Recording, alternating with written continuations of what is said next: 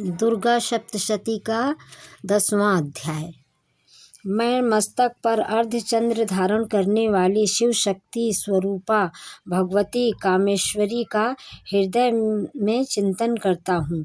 वे तपाए हुए सुवर्ण के समान सुंदर हैं। सूर्य, चंद्रमा और अग्नि यही तीन उनके नेत्र हैं तथा वे अपने मनोहर हाथों में धनुष, बाण, अंकुश, पाश और शूल धारण किए हुए हैं।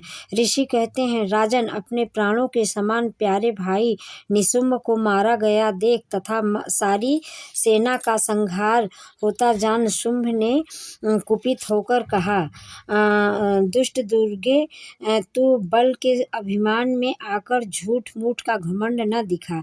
तू बड़ी माननीय बनी हुई है, किंतु दूसरी स्त्रियों के बल का सहारा लेकर लड़ती है। देवी बोली, ओ दुष्ट, मैं अकेली ही हूँ। इस संसार में मेरे सिवा दूसरी कौन है? देख, ये मेरी ही विभूतियाँ हैं, अतः मुझ में ही प्रवेश कर रही हैं। तदंतर ब्रह्माणी आदि समस्त देवियाँ अंबिका देवी के शरीर में लीन हो गईं। उस समय केवल अंबिका देवी ही रह गई। देवी बोली, मैं अपनी ऐश्वर्य शक्तियों से अनेक रूपों में यहाँ उपस्थित हुई थी। उन सब रूपों को मैंने समेट लिया। अब अकेली ही युद्ध में खड़ी हूँ। तुम भी स्थिर हो जाओ। ऋषि कहते हैं, तदंतर देवी और शुंभ दोनों में सब देवताओं तथा दानवों के देखते देखते भयंकर युद्ध छिड़ गया।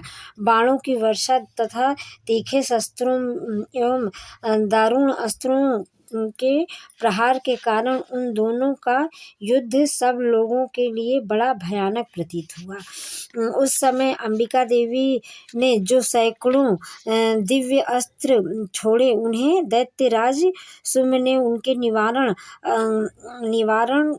निवारक अस्त्रों द्वारा काट डाला। इसी प्रकार शुंभ ने भी जो दिव्य अस्त्र चलाए उन्हें परमेश्वरी ने भयंकर हुंकार शब्द के उच्चारण आदि द्वारा खिलवाड़ में ही नष्ट कर डाला। तब उस असुर ने सैकड़ों बाणों से देवी को आच्छादित कर दिया। यह देख क्रोध में भरी हुई उन देवी ने भी बाण मारकर उसका धनुष काट डाला। धनुष कट जाने पर फिर दैत्यराज ने शक्ति हाथ में ली, किंतु देवी ने चक्र से उसके हाथ की शक्ति को भी काट गिराया। तत्पश्चात दैत्यों के स्वामी शुंभ ने 100 चांद वाली चमकती हुई ढाल और तलवार हाथों में ले उस समय देवी पर धावा किया। उसके आते ही चंडिका ने अपने धनुष से छोड़े हुए तीखे बाणों द्वारा उसकी सूर्य किरणों के समान उज्ज्वल ढाल और तलवार को तुरंत ही काट दिया। फिर उस दैत्य के घोड़े और सारथी मारे गए। धनुष तो पहले ही कट चुका था। अब उसने अंबिका को मारने के लिए उद्यत हो भयंकर मुद्गर हाथ में लिया। उसे आते देख देवी ने अपने तीक्ष्ण बाणों से उसका मुद्गल भी काट डाला। तिस पर भी वह असुर मुक्का तान कर बड़े वेग से देवी की ओर झपटा। उस दैत्यराज ने देवी की छाती में मुक्का मारा। तब उस देवी ने भी उसकी छाती में एक चांटा जड़ दिया। देवी का थप्पड़ खाकर दैत्यराज शुंभ पृथ्वी पर गिर पड़ा, किंतु पुनः सहसा पूर्ववत उठकर खड़ा हो गया। फिर वह उछला और देवी को ऊपर ले जाकर आकाश में खड़ा हो गया। तब चंडिका आकाश में भी बिना किसी आधार के ही शुंभ के साथ युद्ध करने लगी। उस समय दैत्य और चंडिका आकाश में एक दूसरे से लड़ने लगे।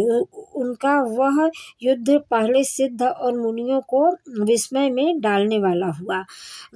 फिर अंबिका ने शुंभ के साथ बहुत देर तक युद्ध करने के पश्चात उसे उठाकर घुमाया और पृथ्वी पर पटक दिया।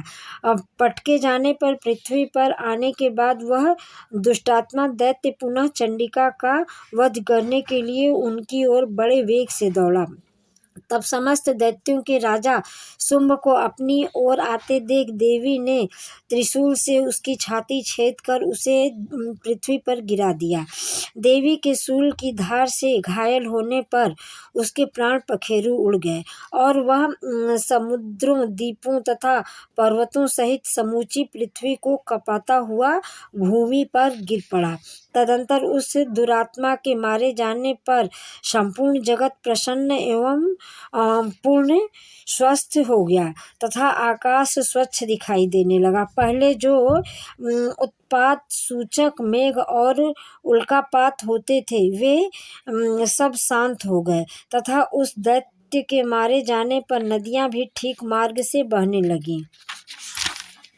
उस समय शुंभ की मृत्यु के बाद संपूर्ण देवताओं का हृदय हर्ष से भर गया और गंधर्व गण मधुर गीत गाने लगे। दूसरे गंधर्व बाजे बजाने लगे और अप्सराएं नाचने लगी। पवित्र वायु बहने लगी। सूर्य की प्रभा उत्तम हो गई। अग्निशाला की बुझी हुई आग अपने आप प्रज्वलित हो उठी तथा संपूर्ण दिशाओं के भयंकर शब्द शांत हो गए। बोलो दुर्गा माता की जय।